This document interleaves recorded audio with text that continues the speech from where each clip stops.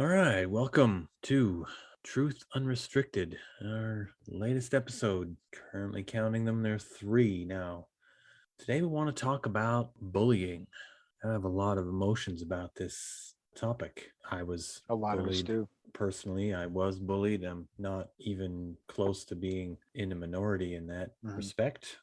But I'm going to ask some questions that even I don't like today. So first, let's start with what is bullying? I mean, what is it? Do you have any thoughts? Do you in your Um, head when you think what is it? What is bullying to you? I would say it's the establishment of status through violence, Or intimidation, right? Yeah, yeah. which is itself a form of violence. So, Yeah, and of course yeah, not even necessarily physical, as we now recognize more clearly that psychological and social verbal, violence and emotional. We got yeah, all we kinds of all ways to yeah, wound each yeah, other we've as people. Yeah, we've we're very really good at we've really we really carved that onion down to very it. separate Every flavor slices. we could Yeah, get. Yeah, yeah, absolutely. yeah.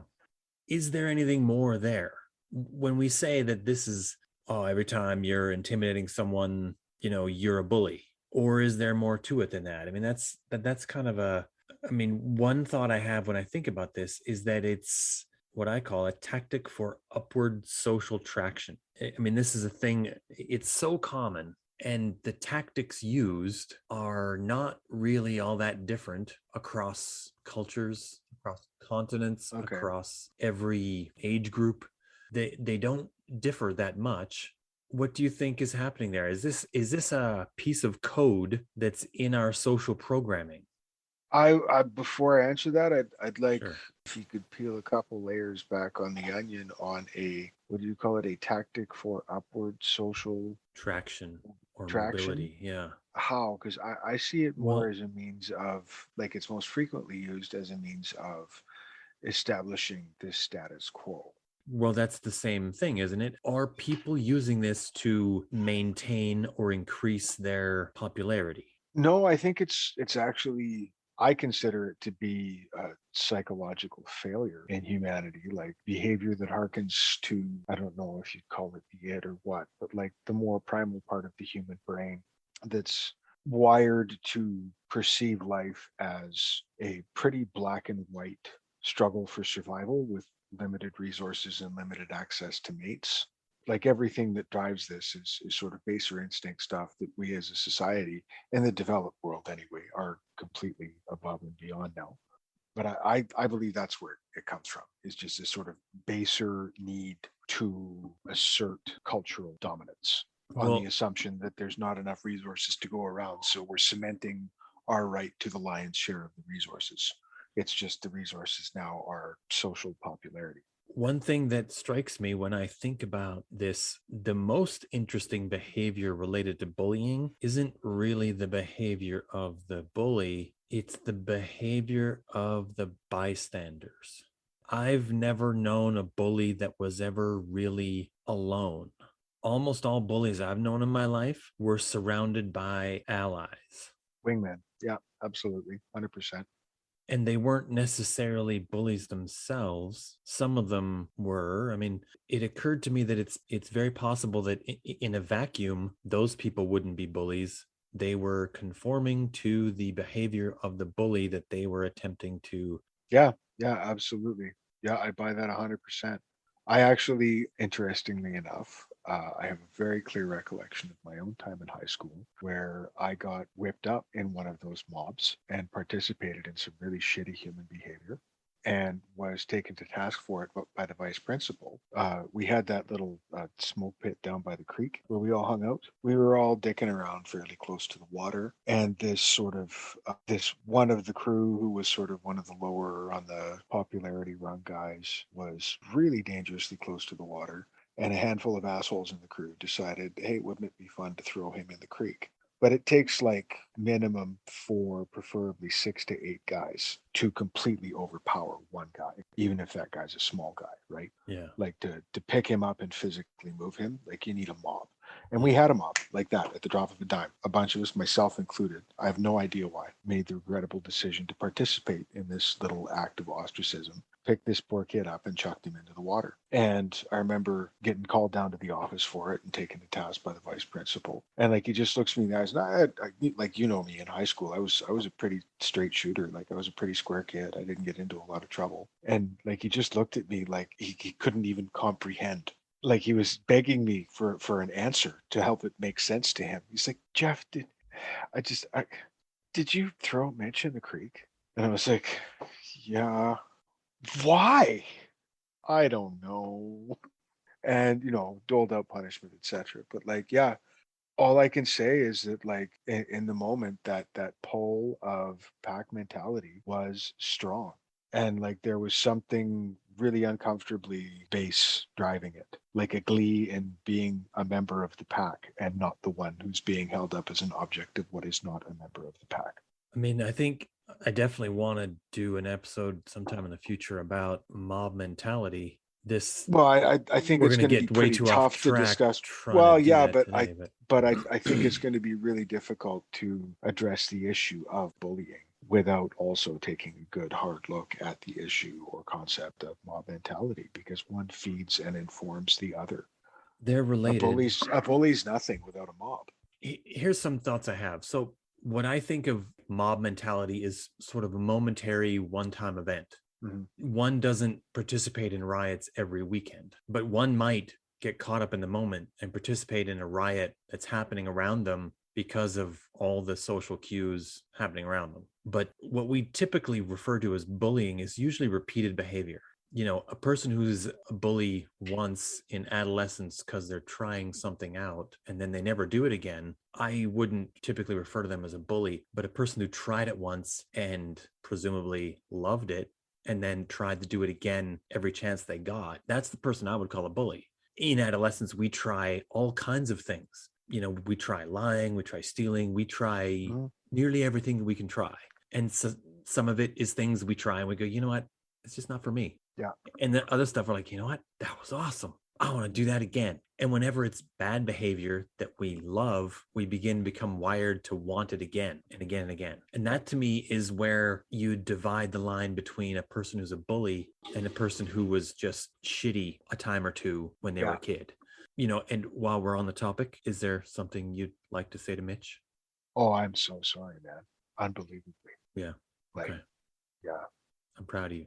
To put it back into the philosophical, I think it would be possible to discuss both the noun of the bully and what defines him or her as an individual, the personality, and also the verb of bullying, which is the action. And like, I think it's a disservice to neatly package up that mob mentality scene that I just described as a completely different thing that should be set aside. Oh, Because I yeah. think in Sure. cultures or social groups where flare-ups like that are accepted or even encouraged, or, again, at a bare minimum, accepted as the status quo, as a show of status or whatever, those are environments where the noun of the bully flourishes, because Yeah. you can and do have environments where there's just no place for a bully to go. Oh, yeah. Right, like you can have a community that rejects it utterly. Yeah. Right? So like a bully needs a pasture. Right, like you need to have a certain type of social order for that creature to survive. Yeah, I agree. When I think about the fact that bullies that I've known in my life were never alone, when you think of the grander, if you picture everyone in your peer group as being on some kind of hierarchy, they were also almost never near the bottom. I don't like to reference things that I don't have like the actual link for, but I did read about some research that was done about 10 years ago. They published it and it made quite a stink because a lot of people were upset about it. There was this idea that was in the world that bullies were all people who lacked self-esteem, and then they bullied because they needed to increase their self-esteem. And the people who did the research were asking that question, do they have low self-esteem? And in their research, they found that they really didn't have low self-esteem. I thought to myself immediately, as soon as I read it, they're asking the wrong question. The question they should be asking is, if they found a way to prevent these bullies from regularly regularly engaging in the act of being a bully, would their self-esteem drop? Because they didn't really get to heart of any question by saying, oh yeah, these people who are doing the bullying, they feel really good about themselves. If they're wired in such a way that they need to do that to feel good about themselves, and they're still really doing it, do they stop feeling as good about yeah, themselves if they lose the that's the opportunity? real And question that they yeah, didn't seem to ask at all in again, the difference research. between Yeah. the noun and the verb, right? The real question here, though, is bullying natural? I mean, if we were primatologists and we were in the jungle in our little hut and we were observing a Mhm. group of chimpanzees and we saw chimpanzees bullying other chimpanzees, what would we think? Would we think that's deplorable and someone's going to do something about that? Or would we think that probably the chimpanzees put up with that behavior and probably also occasionally take part in it the way humans do? What do you think? Is that Well, yeah, like I said, I think it's absolutely natural, but like natural doesn't necessarily mean good. A lot of what is natural about how we're wired physiologically, psychologically, and emotionally is a genetic throwback to an era of scarcity that we no longer live in. We, as a society and culture, should have evolved past now because of the application of human intelligence, human social consciousness. So, yeah, it's totally natural, but again, in the way that it's totally natural that if a deer in a herd of deer breaks its leg, that deer is eaten by the wolves by the end of the day, yeah, because that's natural. yeah, that's the So way just we because it's natural doesn't mean it's good. here's And a yeah, perfect like of course example of yeah. you know, and I know that in that example you gave of the chimpanzees, yes, they absolutely engage in bullying behavior. Most deer, elk, moose, you know, all hooved mammals that I'm aware of, males will straight up beat each other half to death for the opportunity to prove their social superiority and earn the right to mate. Like we're Yeah. wired for it. You said something earlier that's tickling my brain a little bit about not being the one that's targeted. This is a thing that I've noted many times in my personal life about bullying, is that often when I hear people talk about when they have children or about to go through high school, the one thing that they really are worried about is whether their kids are going to be bullied. And Mhm. sometimes when I talk to people about it, one thing that they mention is, oh, I really worry about my child being bullied. So I make sure my child has all the good clothes to wear and that they don't act in any way that's weird or stands out at Oh all. And yeah, and like I have heard mothers of high school age girls, like parents in my peer group, say to their preteen and teenage daughters, you know, you can belong to any group or any social circle you want to, sweetie. So it may as well be the popular kids. yeah. This to me is you're essentially saying that bullying will occur, and the strategy then is to make sure that it's merely not happening to your child. That's probably a reasonable strategy to keep your own child from suffering from the effects of bullying, but Mhm. it's a very poor strategy to do anything to reduce the overall incidence of actual bullying. You're comparing bullying to like a natural phenomenon that will occur regardless of anything you do, like lightning. All you have to do in a lightning storm is not be the On tallest open things water sticking up in the or field. yeah, Yeah. exactly. Yeah. You need to have some other thing that's going to get struck before you, and then you'll be fine. And bullying isn't lightning. Human behavior isn't a thing that's always necessarily going to occur. We shouldn't be okay with a certain number of people getting murdered each year. We should still do something to try to cut down the overall number of murders. We shouldn't be okay with a Mhm. certain number of people dying of cancer every year. We should still try to reduce the incidence of cancer.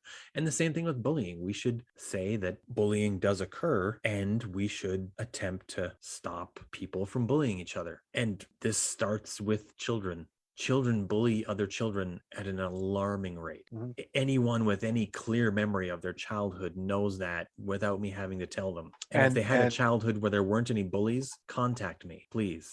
yeah, and the other thing that's really worth noting, I was hopeful for an opportunity to mention this point.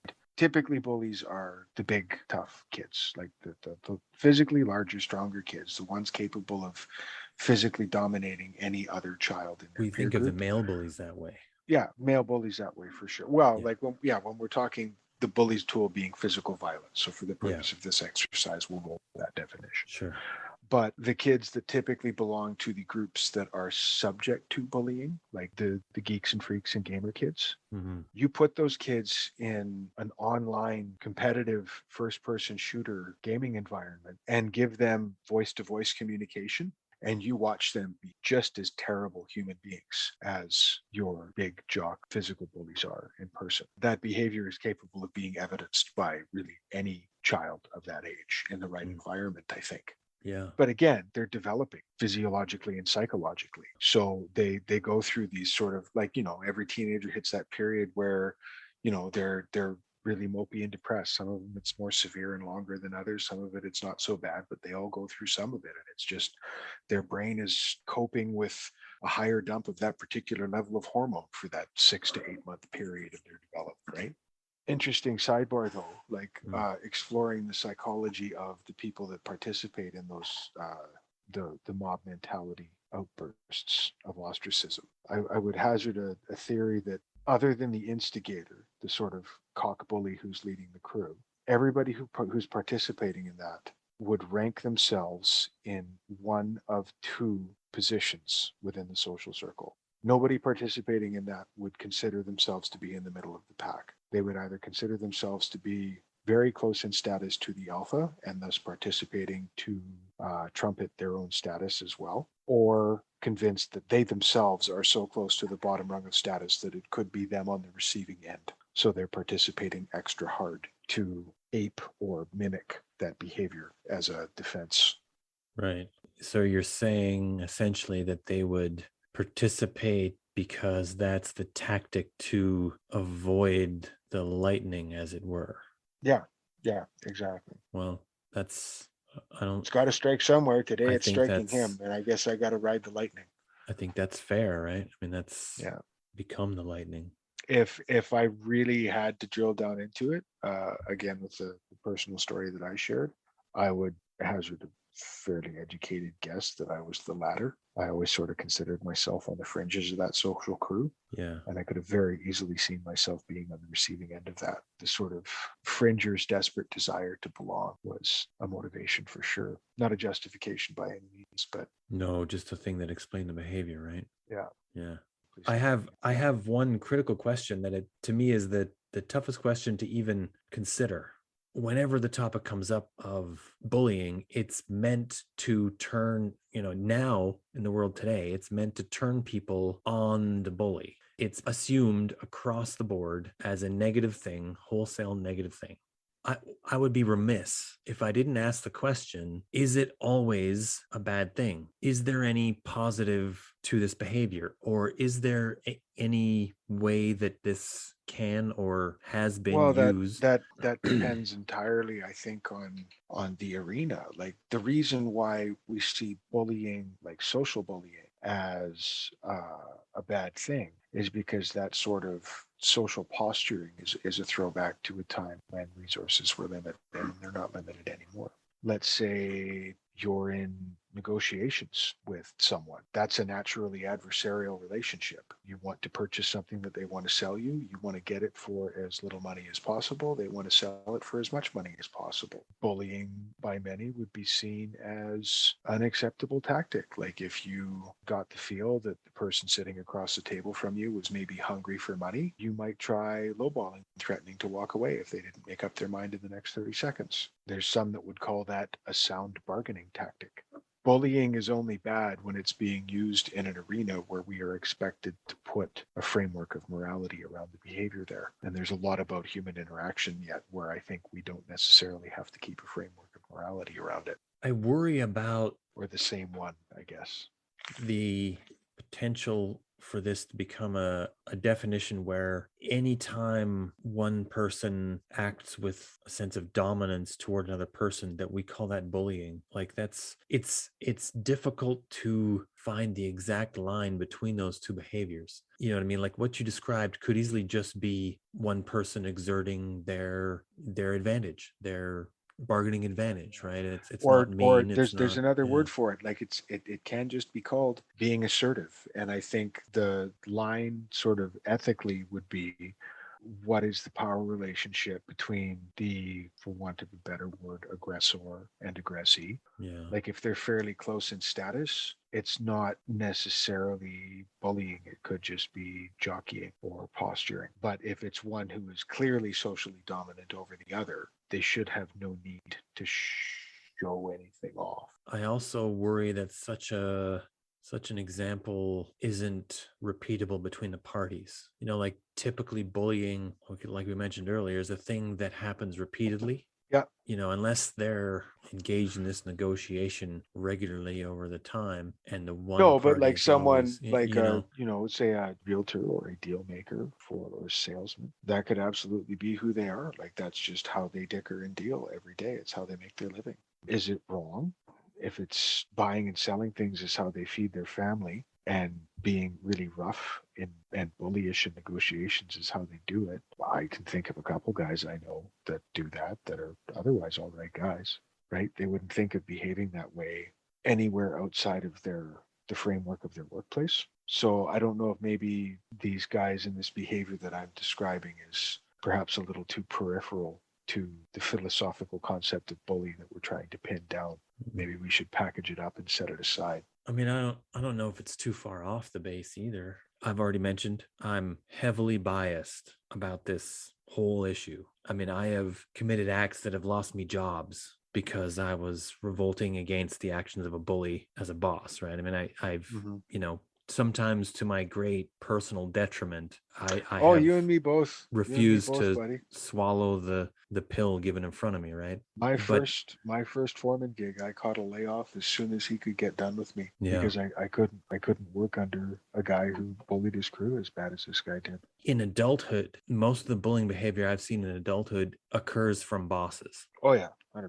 But my thoughts really, when I ask this question, I have to ask it because I feel I have to in order to feel that I'm really doing any kind of due diligence. But it's possible I'm not even giving it enough credence as a question, because my first answer that I come to still leans against bullying pretty hard. My thought here is that everyone who gets an advantage from this or any kind of positive from this could get that same positive using another tactic that's not bullying. If they were more socially adept or better at their jobs, in almost every case with a boss, it's if they were more socially adept or better at their jobs, they Mhm. could get the same or better impact without trying to make people feel shitty. In that arena, in sort of the world that we've built as adults, away from the potentially rancid petri dish that is high school, we've turned this into a place where, I mean, it is seen with a social stigma. It is still tolerated by some, but we're starting to recognize it as a thing that shows essentially a lack of social awareness, the presence of a number of social weaknesses, because they can't get the same result using better tactics.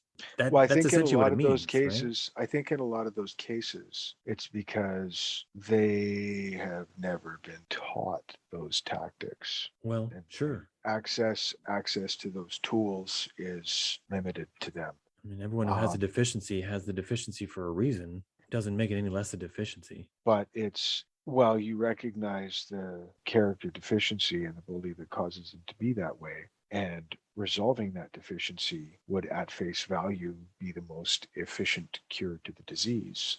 I see no successful routes that way in the options you'd have for discourse. Anytime I've seen it successfully dealt with, it's usually because the rest of the social circle circles up and ostracizes the bully. Like When I've when, seen it as a situation where a manager or a boss was acting that way, yeah, it only resolved itself ever, or had a hope to, if someone who was on the hierarchy above that person ever got involved. I mean, oh yeah, that's, 100%. yeah, But I mean, again, that's, like in a workplace environment, you're dealing with an entirely artificial yeah, hierarchical structure that all you are hierarchical forced to work structures with, are artificial, right? but yeah, sure. Yeah.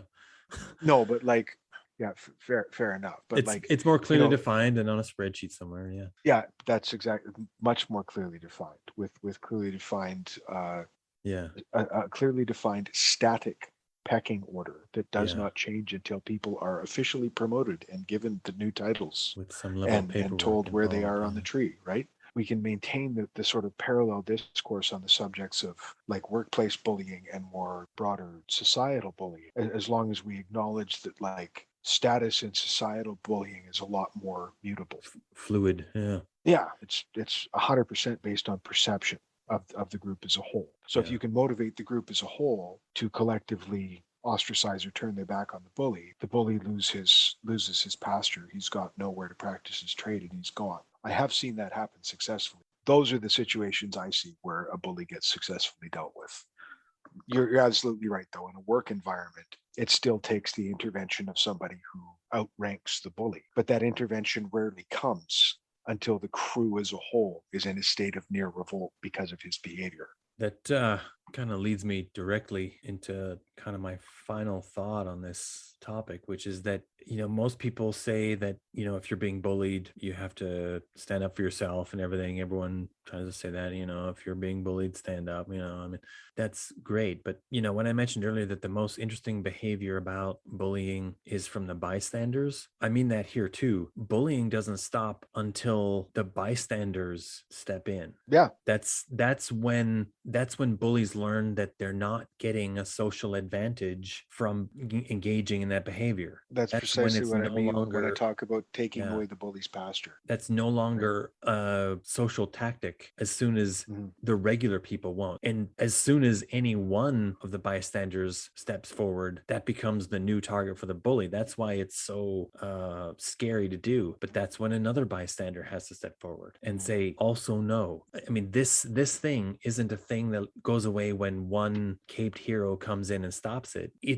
Although It's the kind of I thing where have the whole seen it mentality has to change. I have seen it where one caped hero comes in and stopped it, but it's usually the caped hero is acting because they have gathered from the collective Yeah, they've that somebody needs to act, rallied and they support just have, first. Yeah. yeah, exactly. They are aware that what they are doing has the consent of the group, and that's why they're doing it. Yeah, right. But really, this thing doesn't stop or even slow down until all of us realize what's happening and work to oppose it. I mean, that's the real point, really, is that bullies have to be opposed. They have to know that the everyday things that they do are not accepted, and that people Well, will and speak up and say, "Hey, that on ain't the cool." upside, I think like in the workplace, in a great deal of industries, not all of them, but in a great deal of workplace industries, we're getting there. The behavior, like I worked in the building trades, right, for 12 years now, like, and stuff that was accepted even when I was an apprentice would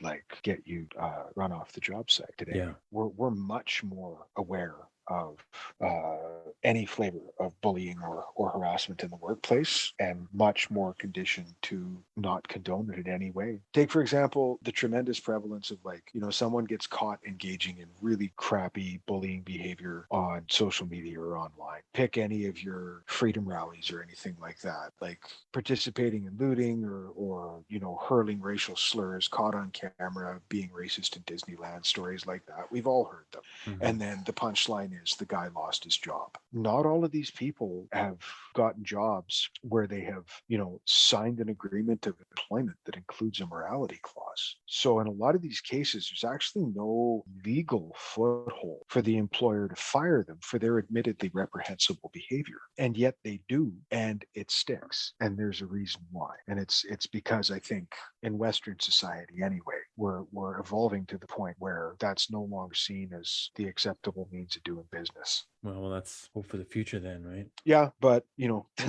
there's still lots of industries where it is still quite prevalent, and Yeah, even the ones that have made progress have a long way to go. the job isn't done yet. Well, I think that we'll end on that note. Alrighty. Until next time.